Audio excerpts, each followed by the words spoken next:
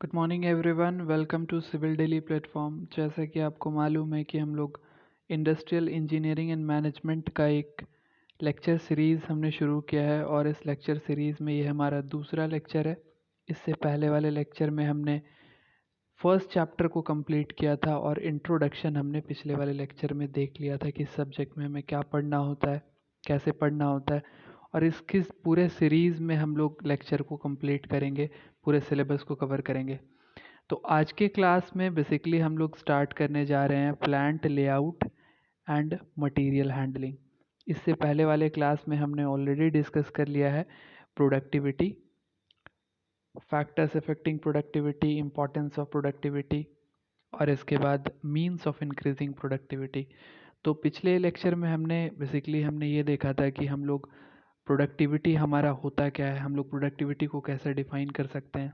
हमने स्टार्ट किया था इंडस्ट्रियल इंजीनियरिंग के डेफिनेशन के साथ, फिर हमने देखा कि क्या क्या मेजर रिसोर्सेस होते हैं।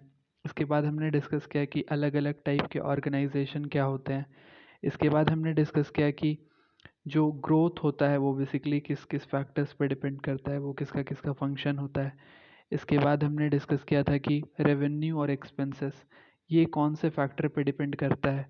और हमने ब्रेक इवन पॉइंट या ब्रेक इवन एनालिसिस के थ्रू रेवेन्यू और एक्सपेंसेस दोनों को कंपेयर करके हमने लॉस या प्रॉफिट का स्टेटमेंट डिफाइन किया था कि हम लोग कब कहेंगे कि हमारा लॉस हो रहा है और कब कहेंगे कि हमें प्रॉफिट हो रहा है।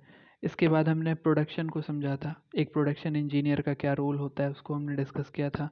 हमने प्रोडक्टिविटी को डिस्कस किया था। इसके बाद हमने इम्पॉर्टेंस ऑफ प्रोडक्टिविटी को देखा था। फैक्टर्स कौन कौन से हैं जो प्रोडक्टिविटी को हैम्पर करते हैं, हमने उसको देखा था। इसके बाद हमने ये डिस्कस किया था कि मीन्स ऑफ इंक्रीजिंग प्रोडक्टिविटी, इसका मतलब हम लोग प्रोडक्टिविटी को कैसे बढ़ा सकते हैं, इसको भी हमने पिछले वाले क्लास में डिस्कस किया था। आज हम लोग स्टार्ट करने जा रहे हैं plant layout and material handling से। यहाँ पे सबसे पहले हम लोग देखेंगे कि डेफिनेशन ऑफ प्लांट लेआउट क्या होता है, हम लोग प्लांट लेआउट को कैसे डिफाइन कर सकते हैं। इसके बाद हम लोग डिस्कस करेंगे objective of good plant layout, कि एक अच्छे प्लांट लेआउट में कौन कौन से ऑब्जेक्टिव को ध्यान में रखा जाना चाहिए, हमारा क्या ऑब्जेक्टिव होता है। इसके बाद principle of good plant layout को हम लोग देखेंगे, टाइप्स ऑफ प्लांट लेआउट को देखेंगे। इसके बाद हम लोग फ्लो पैटर्न को डिस्कस करेंगे। इसके बाद स्टेप्स इन प्लानिंग को डिस्कस करेंगे और इसके बाद फिर हम लोग लेआउट फॉर न्यू इंटरप्राइजेस को डिस्कस करेंगे, डेफिनेशन ऑफ मटेरियल हैंडलिंग को डिस्कस करेंगे, functions and principle of material handling को डिस्कस करेंगे और लास्ट में हम लोग मटेरियल हैंडलिंग डिवाइसेस देखेंगे। ये कंप्लीट हम लोग आज के सिलेबस में डिस्कस करने वाले हैं, आज के लेक्चर में हम लोग इसको कवर करने वाले हैं।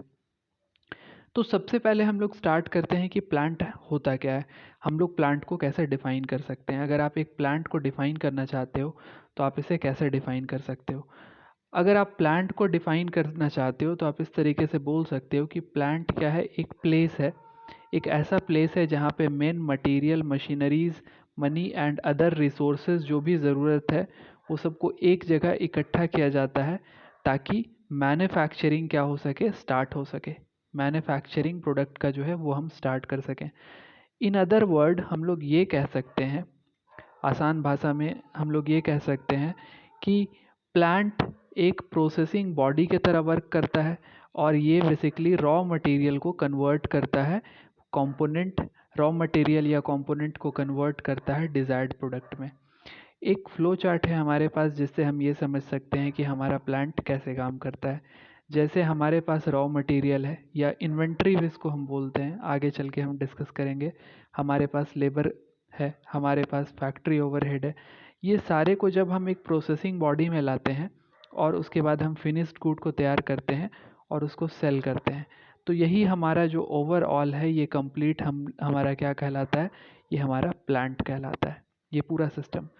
तो जब हम प्लांट के बारे में बात करते हैं तो सबसे पहले हमें डिस्कस करना होता है प्लांट के लोकेशन के बारे में, कि प्लांट का कौन सा लोकेशन सही है और किस लोकेशन पे जो है हम लोग बेसिकली प्लांट को सेट कर सकते हैं। तो सबसे पहले बात आती है कि अगर हम लोग प्लांट के लोकेशन को डिसाइड कर रहे हैं तो किस फैक्टर्स को ध्यान में रख करके हम लोग डिसाइड करेंगे। तो उससे पहले हम लोग बात कर लेते हैं कि प्लांट का लोकेशन क्या होता है। तो plant location is basically it refers to deciding of suitable location, area, place where the plant or factory will be start functioning। जहाँ पे प्लांट स्टार्ट करेगा काम करना, उस एरिया को हम लोग प्लांट लोकेशन बोलते हैं, जहाँ पे हमको बेसिकली प्लांट क्या करना है, सेट करना है। ठीक है, और इस लोकेशन का जो सिलेक्शन है वो किस फैक्टर्स के अकॉर्डिंग होता है? इस लोकेशन का जो सिलेक्शन है वो होता है, जोग्राफिकल रीजन को हम लोग सबसे पहले सेलेक्ट करते हैं और उसके बाद हम लोग सेलेक्ट करते हैं कि उस जोग्राफिकल रीजन में हमें कहाँ पे काम करना है। फॉर एन एग्जांपल, जैसे आपने सेलेक्ट किया है कि हमें झारखंड में अपना प्रोडक्शन जो है करना है, ये झारखंड में पूरा प्रोडक्शन करना है, झारखंड रीजन में आप अपना प्लांट सेटअप करना चाहते हो, तो झारखंड रीजन के कौन से वाले एरिया में आप सेटअप करना चाहते हो या उसका एग्जैक्ट लोकेशन क्या होगा, ये सेकेंड पार्ट में हम डिसाइड करते हैं। प्लांट लोकेशन डिसाइड करते हैं हम लोग, ये एक बहुत इम्पॉर्टेंट रोल जो है इम्प्लीमेंट करता है। इम्पॉर्टेंट रोल किस चीज़ में इम्प्लीमेंट करता है? Getting suitable raw material. अगर हमारा लोकेशन बेहतर है तो अच्छा रॉ मटेरियल सही टाइम पे हमें मिल जाता है। इसके बाद processing raw material into finished good, ये भी हमारे लिए आसान हो जाता है कि हम रॉ मटेरियल को फिनिश्ड गुड्स में कन्वर्ट कर सकें, तब जब हमारे पास सारे रिसोर्सेस सही क्वांटिटी में, सही क्वालिटी में और सही टाइम पे अवेलेबल हो। इसके साथ हम फिनिश्ड गुड्स को आराम से इजीली कस्टमर तक पहुंचा सकते हैं अगर प्लांट का लोकेशन बेहतर होता है तो ये सारे फैक्टर्स हैं जो बेसिकली प्लांट लोकेशन में हम लोग देखते हैं, और प्लांट लोकेशन इन सारे रीज़न के चलते प्लांट लोकेशन को एक सूटेबल लोकेशन डिसाइड करना बहुत ज़रूरी होता है। हम लोग बात करते हैं कौन कौन सा फैक्टर है जो बेसिकली प्लांट लोकेशन को हैम्पर करता है। तो सबसे पहला जो फैक्टर है वो नियरनेस ऑफ रॉ मटेरियल है। रॉ मटेरियल जितना नज़दीक हो उतना बेसिकली उसको ट्रांसपोर्टेशन का कॉस्ट कम लगता है, तो रॉ मटेरियल के नियरनेस के हिसाब से प्लांट का लोकेशन जो है वो चेंज होता है। ट्रांसपोर्टेशन फैसिलिटीज़ कैसी है? अगर ट्रांसपोर्टेशन फैसिलिटीज़ बेहतर है तो वहाँ पे प्लांट को लोकेट करना हमारे लिए आसान होता है। नियरनेस ऑफ मार्केट, अगर मार्केट बगल में है तो हम इजीली अपने रॉ मटेरियल से जो प्रोडक्ट रेडी हुआ है उसको हम सेल कर सकते हैं, उसके लिए हम एक अच्छा सा वेयर हाउस प्रिपेयर कर सकते हैं मार्केट एरिया में जहाँ से डिस्ट्रीब्यूशन आसान हो। अवेबिलिटी ऑफ लेबर हमारे पास होना चाहिए, इसके अकॉर्डिंग भी हमारा प्लांट लोकेशन वेरी करता है। Availability of fuel and power होना चाहिए, इसके अकॉर्डिंग भी प्लांट लोकेशन वेरी करता है। अवेबिलिटी ऑफ वाटर होना चाहिए, क्लाइमेट कंडीशन बेहतर होना चाहिए, financial and other aids available होना चाहिए। इसके साथ साथ कम्युनिटी लैंड एटीट्यूड को भी हम ध्यान में रखते हैं कि हमारे आसपास के कम्युनिटी का जो लैंड, वहाँ के लोगों का एटीट्यूड है वो कैसा है। इसके साथ साथ हम लोग प्रेजेंट ऑफ रिलेटेड इंडस्ट्री भी देखते हैं कि आसपास में किस तरह की इंडस्ट्री अवेलेबल है। इसके साथ साथ हम लोग देखते हैं कि एग्जिस्टेंस है कि नहीं हॉस्पिटल का, मार्केट का, स्कूल का, बैंक का, जो कि हमारे एम्प्लॉयज़ के लिए बेनिफिशियल होता है। अब चूँकि जो भी एम्प्लॉयज़ हैं वो अगर वहाँ रहते हैं तो उनको क्या चाहिए होता है, उनको चाहिए होता है सारी फैसिलिटी जो हम देखते हैं कि वो एम्प्लॉयज़ के लिए अवेलेबल है कि नहीं है।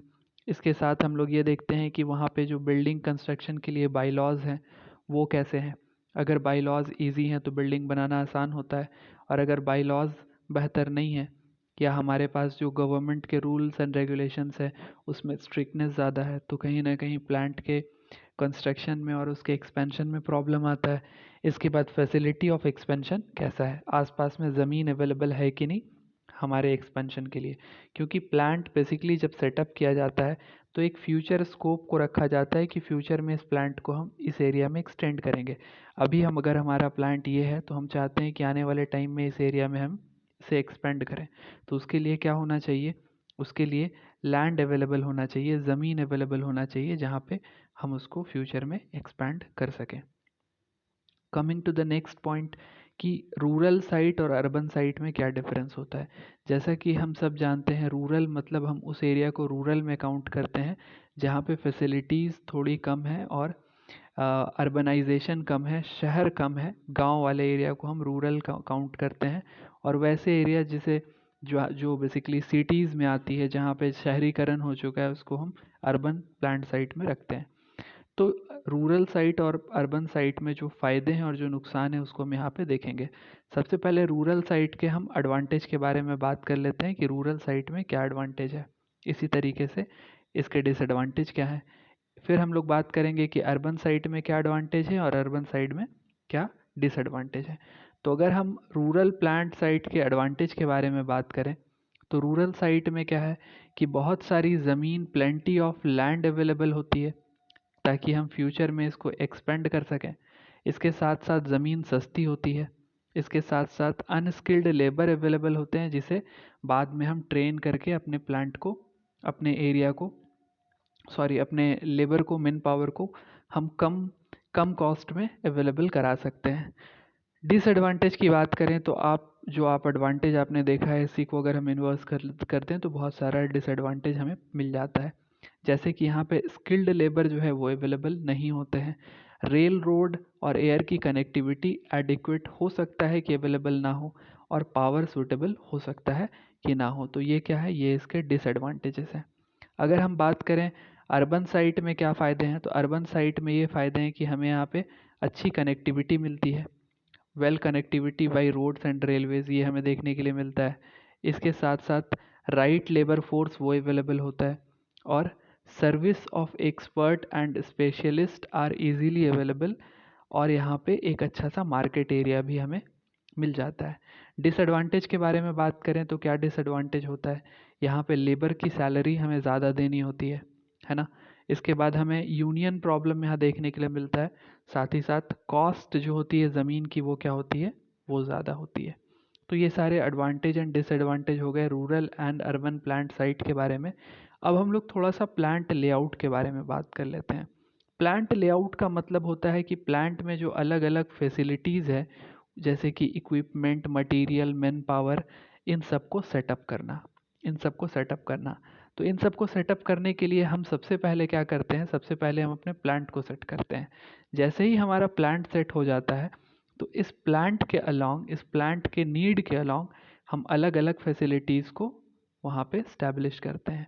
कहीं पे हम मैन पावर के लिए स्पेस देते हैं, कहीं पे हम मटेरियल के लिए स्पेस देते हैं, कहीं पे हम वेयर हाउस बनाते हैं, कहीं पे हम जो दूसरी फैसिलिटीज़ है उसको लगाते हैं। तो ये सारी फैसिलिटीज़ किस चीज़ पे डिपेंड करती है, बेसिकली ये इस चीज़ पे डिपेंड करती है कि हमने अपना प्लांट कहाँ पे सेट किया है, और ये प्लांट के अलोंग ही बाकी सबको हम प्लेस करते हैं।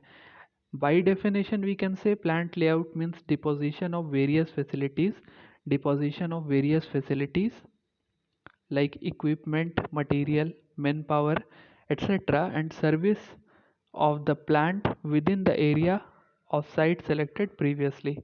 Plant layout begins with design of factory building. सबसे पहले हम यहाँ पे क्या करते हैं, फैक्ट्री बिल्डिंग को डिज़ाइन करते हैं, और यहीं से हमारा प्लांट लेआउट क्या होता है, स्टार्ट होता है। फैक्ट्री बिल्डिंग के डिज़ाइन से प्लांट लेआउट स्टार्ट होता है, और फिर ये आपको बाकी सारे फैसिलिटीज़ को सेटअप करने पे फिनिश होता है। अगर हम बात करें कि हमारा एक अच्छे प्लांट लेआउट की क्या क्या ऑब्जेक्टिव हैं, तो सबसे पहले हमारे ये ऑब्जेक्टिव है अच्छे प्लांट लेआउट के लिए कि मटेरियल हैंडलिंग और ट्रांसपोर्टेशन कम से कम होना चाहिए। दूसरी ऑब्जेक्टिव ये है कि हम चाहते हैं कि हमारा बॉटलनेक्स या कॉन्जेशन, मतलब एक ऐसा पॉइंट जहाँ पे बहुत ज़्यादा भीड़ हो जाता हो, तो वैसे पॉइंट्स को हम मिनिमाइज़ कर सकें। वर्क स्टेशंस जो है उसको सूटेबल और वेल वेल वेल मैनर में हमें डिज़ाइन करना होता है जहाँ पे काम हो रहा है। अब एक प्लांट में डिफरेंट वर्क स्टेशंस हो सकते हैं। हो सकता है यहाँ पे एक वर्क स्टेशन है जिसमें फिटिंग का काम हो रहा है, यहाँ दूसरा वर्क स्टेशन है जहाँ पे मिलिंग का काम हो रहा है, तीसरा वर्क स्टेशन है वेल्डिंग का काम हो रहा है, यहाँ पे वुड वर्क हो रहा है। तो ये डिफरेंट डिफरेंट वर्क स्टेशंस है ना, तो इनको हम सीक्वेंस में लगाते हैं ताकि हमारा जो पूरा का पूरा वर्क स्टेशन है ये प्रॉपर तरीके से फंक्शन कर सके। इसके बाद हम इस बात का ध्यान रखते हैं कि सूटेबल सेंटर्स जो है वो अलॉट किया जाए, सर्विस सेंटर सूटेबल प्लेस में। उसके बाद मूवमेंट जो है वर्कर का वो कम से कम हो, इस बात का ध्यान रखते हैं हम। इसके बाद हम ये ध्यान रखते हैं कि हमारा जो वेटिंग टाइम है सेमी फर्निश्ड मटेरियल का वो कम से कम हो। इसका मतलब ये है कि जब आप कोई प्रोडक्ट बनाते हो और प्रोडक्ट अलग अलग फेज़ से होकर के गुजरती है, जैसे कि ये आपका यहाँ पे रॉ मटेरियल है और ये रॉ मटेरियल में पहला काम हो जाता है, तो ये क्या हो जाता है, ये कुछ हाफ हाफ या सेमी फर्निश्ड प्रोडक्ट बन जाता है, सेमी फर्निश्ड प्रोडक्ट बन जाता है। सेमी फर्निश्ड प्रोडक्ट फिर से आगे दूसरे वाले प्लांट के सेक्शन में जाता है, तो ये थोड़ा और मॉडिफाई हो जाता है, फिर आगे जाता है तो और थोड़ा मॉडिफाई हो जाता है, और फाइनली हमें फाइनल प्रोडक्ट मिलता है। तो ये जो बीच का स्टेप्स आप यहाँ पे देख रहे हो ना, ये बीच का स्टेप्स, हम क्या चाहते हैं कि ये सारे स्टेप्स में जो वेटिंग टाइम है वो कम से कम हो। तो ये हमारा बेसिकली हमारा ये भी एक ऑब्जेक्टिव है। इसके बाद हम ये चाहते हैं कि वर्किंग स्टेशन क्या है, वो सेफ हो, बेटर हो, इम्प्रूव्ड हो। प्लांट लोकेशन जो है वो क्या है, सिंपलर हो, आसान हो। प्लांट का मेंटेनेंस आसान हो, और यूटिलाइजेशन ऑफ क्यूबिक स्पेस हो। इसका मतलब ये होता है कि जब आप एक कोई प्लांट की बिल्डिंग बनाते हो तो बेसिकली बिल्डिंग किस तरीके का होता है, बिल्डिंग कुछ इस तरीके का होता है आपका, है ना। तो ये पूरा का पूरा जो स्पेस है इसको आप अच्छे से यूटिलाइज करो। ऐसा ना हो कि सिर्फ आपकी जो यूटिलाइजेशन है वो सिर्फ ग्राउंड फ्लोर पे हो रही है और ऊपर का स्पेस क्या है, ये वैकेंट है। तो हम इस बात का ध्यान रखते हैं कि पूरा जो क्यूबिक फेस है, पूरा जो क्यूबिक बिल्डिंग है, पूरा यूटिलाइजेशन प्रॉपर तरीके से हो। इसके बाद एक अच्छे से प्लांट लेआउट में इस बात का भी ध्यान रखा जाता है कि मटेरियल का जो मूवमेंट है ना वो आसान हो। मतलब कि मटेरियल को कम से कम कॉस्ट में हम अलग अलग, जैसे कि हमने अभी कहा था ना कि हमारा अलग अलग पॉइंट होता है, अलग अलग इस तरीके से अलग अलग जगह पे अलग अलग फंक्शन होता है। तो यहाँ से यहाँ तक, यहाँ से यहाँ तक ले जाने का जो खर्च है वो कम से कम आए, इस बात का भी हम ध्यान रखते हैं। तो ये सारे क्या हैं, ये सारे ऑब्जेक्टिव हैं एक अच्छे प्लांट लेआउट के। अगर हम लोग प्रिंसिपल की बात करें, देयर आर ओनली 5 प्रिंसिपल जिसके बेसिस पे हम लोग प्लांट के एक अच्छे प्लांट का लेआउट करते हैं। First is integration. इंटीग्रेशन का मतलब है कि जो प्लांट में लगने वाले छोटे छोटे फंक्शन हैं उन सब का इंटीग्रेशन प्रॉपर होना चाहिए। इसके बाद मिनिमम मूवमेंट होना चाहिए। मिनिमम मूवमेंट किसका होना चाहिए, मिनिमम मूवमेंट होना चाहिए, 1 सेकेंड, या मिनिमम मूवमेंट होना चाहिए हमारे पास किस चीज़ का, मटेरियल का। और मटेरियल चैंडलिंग आसान होना चाहिए। चैंडलिंग टर्म का मतलब है मटेरियल को वर्टिकली पिक करना, वर्टिकली पिक करना को मटेरियल चैंडलिंग हम लोग बोलते हैं। इसके बाद स्मूथ एंड कंटिन्यूस फ्लो होना चाहिए। इसके बाद पूरे क्यूबिक स्पेस का यूटिलाइजेशन होना चाहिए। सेफ और इम्प्रूव्ड इन्वायरमेंट होना चाहिए, साथ ही साथ फ्लेक्सिबिलिटी होनी चाहिए।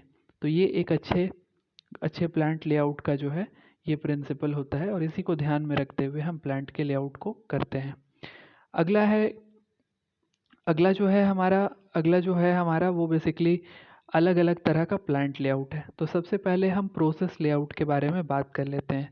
आपको टेलीग्राम के चैनल पे पीडीएफ मिल जाएगा, और उस पीडीएफ से आप सारे के सारे प्लांट के प्रोसेस लेआउट सिस्टम को आप समझ सकते हो। अभी हमने लेआउट को डिस्कस कर लिया, अब मैं इस लेआउट को आपको समझा देता हूँ।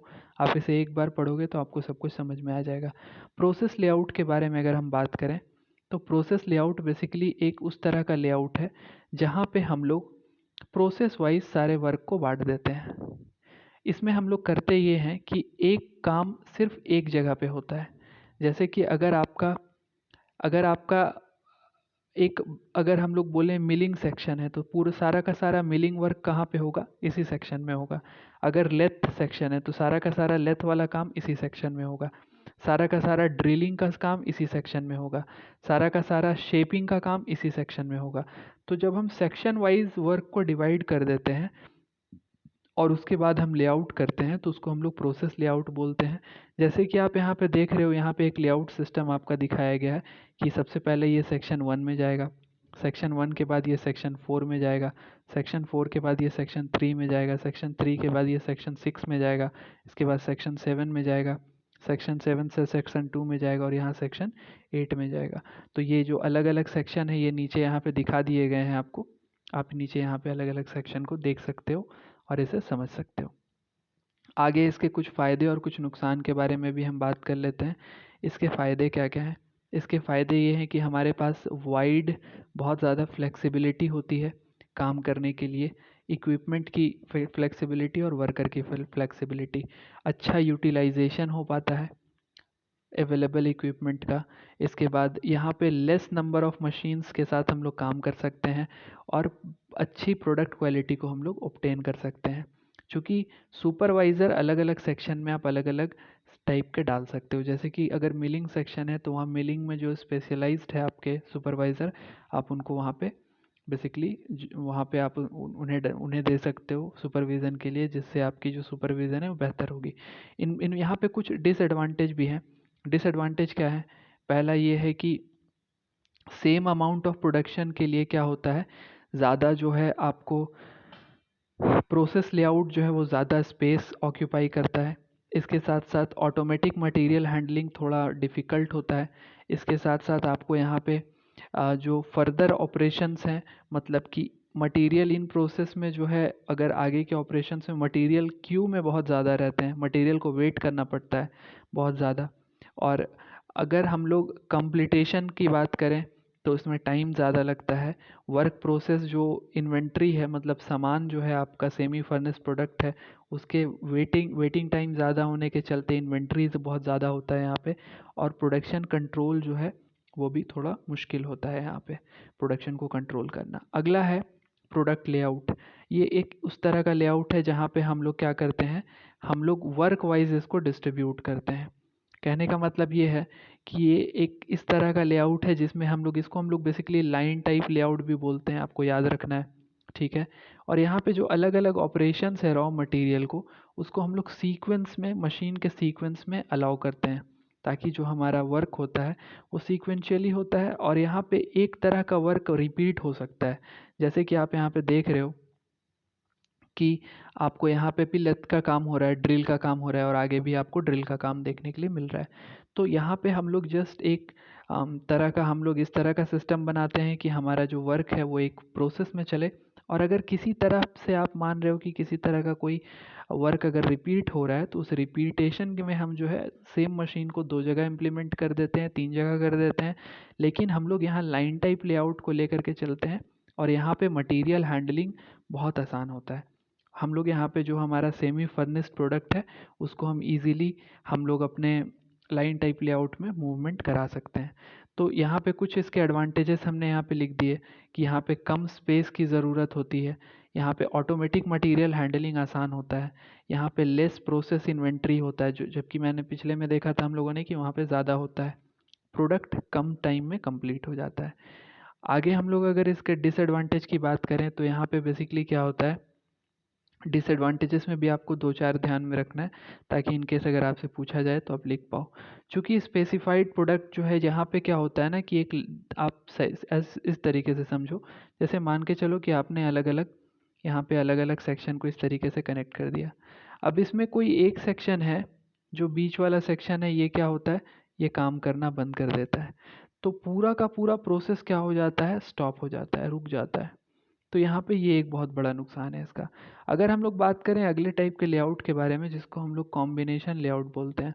ये कॉम्बिनेशन लेआउट क्या होता है, ये बेसिकली कॉम्बाइंड फॉर्म है प्रोडक्ट लेआउट का और लाइन टाइप लेआउट का। इसमें क्या होता है, इसमें बेसिकली हम लोग अपने फंक्शन को या अपने नीड को ध्यान में रखते हुए, अपने ज़रूरत को ध्यान में रखते हुए हम लोग सारा का सारा जो भी लेआउट है उसको हम सेलेक्ट करते हैं। ये एक तरह का मिक्सचर होता है जहाँ पे दोनों तरह के लेआउट, यानी कि प्रोडक्ट लेआउट और लाइन टाइप लेआउट, दोनों को यूज़ किया जाता है और यूज़ करके कंप्लीट किया जाता है। नेक्स्ट है फिक्स्ड पोजीशन लेआउट। इस तरह के लेआउट सिस्टम में ये बेसिकली तब इम्प्लीमेंट किया जाता है, ये लेआउट सिस्टम, जब आपका जो प्रोडक्ट है वो बहुत बड़े साइज़ का है, जहाँ पे हम प्रोडक्ट का मूवमेंट नहीं करा सकते। जैसे कि आप एक एरोप्लेन की असेंबलिंग कर रहे हो, इंजन्स हैं, बॉडी है, उसके विंग्स हैं, उसके ग्लास हैं, उनके सारे पार्ट्स को आप एक जगह पे लाके उसको फिटिंग कर रहे हो। तो ये इतना आसान नहीं होता है कि आप पूरे एरोप्लेन को घुमाओ अपने पूरे साइट में।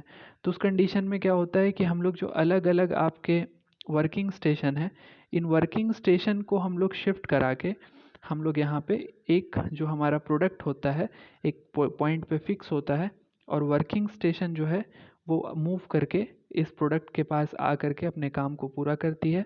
ये कॉस्टली होता है, यहाँ पे जो है मटेरियल का मूवमेंट लीस्ट होता है, लेकिन यहाँ पे आपको टाइम कंजम्पशन ज़्यादा होता है। साथ ही साथ इक्विपमेंट को हैंडलिंग करने का कॉस्ट ज़्यादा होता है। साथ ही साथ अगर आप यहाँ पे बात करोगे तो एक ही तरह के लेआउट में बहुत अलग अलग तरह का प्रोडक्ट आप बनाने में सक्षम होते हो, आप बना पाते हो। तो ये कुछ फिक्स लेआउट के बारे में था। अगर मैं बात करूं अगला जो है आपका बेसिकली मैं यहाँ पे बात करने वाला हूँ आपको लाइन फ्लो लाइन के बारे में। तो फ्लो लाइन के बारे में सबसे पहले मैं थोड़ा समझा दूँ फ्लो लाइन क्या होता है। जब भी आप किसी इंडस्ट्री में किसी प्रोडक्ट को बनाते हो तो उसके लिए अलग अलग फंक्शन होता है, अलग अलग फंक्शन कुछ इस तरीके से। तो आप इन फंक्शंस को जिस सीक्वेंस में लगाते हो, मान के चलो कि आपको पहले ये फर्स्ट वाला काम करना है, इसके बाद आपको सेकंड वाला काम करना है, फिर आपको थर्ड वाला काम करना है, फिर फोर्थ वाला करना है, फिफ्थ वाला करना है। तो आप यहाँ पे देख सकते हो कि आपको एक तरह का लाइनिंग मिलता है, कि एक तरह का फ्लो लाइन मिलता है कि आपका मटेरियल किस सीक्वेंस में फ्लो करने वाला है, किस सीक्वेंस में यहाँ से स्टार्ट होगा और यहाँ से होते हुए किस सीक्वेंस में जाएगा। तो ये जो लाइन जनरेट होता है इसी को हम लोग फ्लो लाइन बोलते हैं। हमारे सेटअप के हिसाब से फ्लो लाइन अलग अलग टाइप का हो सकता है। सबसे पहले आप देख रहे हो फ्लो लाइन कौन सा है, फ्लो लाइन है आपका लाइन फ्लो, इसके बाद एल फ्लो, इसके बाद आप देख रहे हो सर्कुलर फ्लो, इसके बाद आप देख रहे हो यू टाइप फ्लो, इसके बाद एस टाइप फ्लो।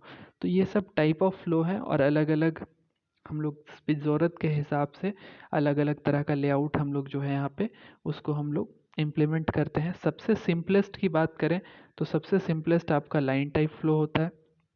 और लाइन टाइप फ्लो में बेसिकली हमें कुछ ऐसा लेआउट करना होता है जहाँ पे बहुत कम विड्थ और बहुत ज़्यादा लेंथ की ज़रूरत है, तो वहाँ पे हम लाइन टाइप को प्रेफर करते हैं। हमारे रिसेंबलिंग में अगर हमारे बिल्डिंग में हमारा ये पूरा का पूरा सिस्टम जो है वो लेआउट में ठीक से आ नहीं पा रहा है, तो हम जो है अपना दूसरा टाइप का लेआउट हम लोग इस्तेमाल करते हैं जिसको हम एल टाइप बोल रहे हैं। तो ये अलग अलग फ्लो पैटर्न है। और बेसिकली जब हम लोग इंडस्ट्रियल इंजीनियरिंग में प्लांट लेआउट की बात करते हैं तो industry to industry, plant to plant, place to place, work to work ये वैरी करता है। हमारे इंडस्ट्री में अवेलेबल स्पेस और अवेलेबल रिक्वायरमेंट जो है हमारे, उसके अकॉर्डिंग हम ये डिसाइड करते हैं कि हमें किस तरह का लेआउट पैटर्न चाहिए, हमें किस तरह का फ्लो लाइन चाहिए, या फ्लो पैटर्न हमारे फंक्शंस का फ्लो पैटर्न कैसा होगा। हम लोग बात करते हैं अपने अगले टॉपिक के बारे में जो कि है कि अगर हम लोग एक नया प्लांट सेटअप कर रहे हैं, अगर एक नया प्लांट के लेआउट के बारे में हम बात कर रहे हैं तो हमें किन किन चीज़ों का को जो है इसका स्टेप्स क्या होता है, हमें किस स्टेप में देखना होता है। तो सबसे पहले हम क्या करते हैं, रिक्वायर्ड डेटा का कलेक्शन करते हैं कि हमारा डेटा क्या है। और मतलब कि अगर हम प्रोडक्शन कर रहे हैं तो हमें प्लांट का साइज़ क्या रखना है, प्रोडक्ट उसमें क्या बनेगा, इसके बाद उसमें किस तरह का मेथड हम लगाएंगे और उसमें कितना स्पेस की ज़रूरत हमें पड़ेगी, उसके साथ साथ हम किस तरह का मैकेनिज़्म फॉलो करेंगे। और ये सारी चीज़ें कलेक्शन ऑफ रिक्वायर्ड डेटा में आती है। जब आप डेटा रिक्वायर्ड कर लेते हो तो उसके बाद आप क्या तैयार करते हो, ब्लूप्रिंट। ब्लूप्रिंट ये है कि आप जो भी आपके रिक्वायरमेंट है उस रिक्वायरमेंट को आप पूरा कैसे करोगे, उसके लिए जो एक प्लान होता है ना कि आप इसे किस तरीके से सेटअप करोगे, आपका प्लांट का सेटअप कैसा होगा, आपका प्लांट कितना प्रोडक्शन देगा, क्या प्रोडक्ट बनेगा, कितने क्वांटिटी में बनेगा, किस टाइम में बनेगा। All this data when collected from this required data collection are just summarized, and you prepare a chart representing all the details regarding this layout. Then it is known as blueprint for the floor plan. आगे हम लोग बात करते हैं preparation of process chart and flow diagram. इसके बाद हम लोग एक अपना फ्लो डायग्राम बनाते हैं और हम लोग बताते हैं कि हाँ हम सबसे पहले ये काम करेंगे, इसके बाद फिर हम ये दोनों काम करेंगे, इसके बाद हम नेक्स्ट में ये तीनों काम करेंगे। तो इस तरीके का जब हम फ्लो चार्ट करके बताते हैं कि हमारा टोटल काम कैसे होगा, तो इसको हम लोग बोलते हैं फ्लो चार्ट प्रिपरेशन। इसके बाद हम लोग ड्राफ्ट लेआउट करते हैं एंड एट लास्ट हम लोग क्या करते हैं, एट लास्ट हम लोग एक टेस्ट रन करवाते हैं और टेस्ट रन करवा के ये चेक करते हैं कि हम जो भी हमारे पास जो भी डेटा है और उस डेटा के अकॉर्डिंग हमने जितना भी काम किया हमारा प्लान ठीक से काम कर रहा है कि नहीं कर रहा है। Next is material handling. जब हम लोग मटेरियल हैंडलिंग बोलते हैं तो कहीं ना कहीं हम लोग प्लांट के अंदर ध्यान रखना है, मटेरियल हैंडलिंग हमेशा कहाँ होता है, शॉर्ट डिस्टेंस में होता है और प्लांट के अंदर होता है। ठीक है, प्लांट के अंदर अगर हम मटेरियल को लोड करते हैं मटेरियल को अनलोड करते हैं, इसको पैलेटलाइज करते हैं, और इसके साथ साथ हम किसी भी तरह का जो बेसिकली मूवमेंट करते हैं, या पैलेटलाइज करो डीपैलेटलाइज करो, ये सब किसके अंदर आता है? ये सब मटेरियल हैंडलिंग के अंदर आता है। मटेरियल हैंडलिंग के लिए अलग अलग इंस्ट्रूमेंट का काम इस्तेमाल होता है। जैसा कि आप यहाँ पे देख सकते हो, फोर्क लिफ्टिंग का इस्तेमाल होता है। ये फोर्क लिफ्टिंग का इस्तेमाल हम लोग करते हैं।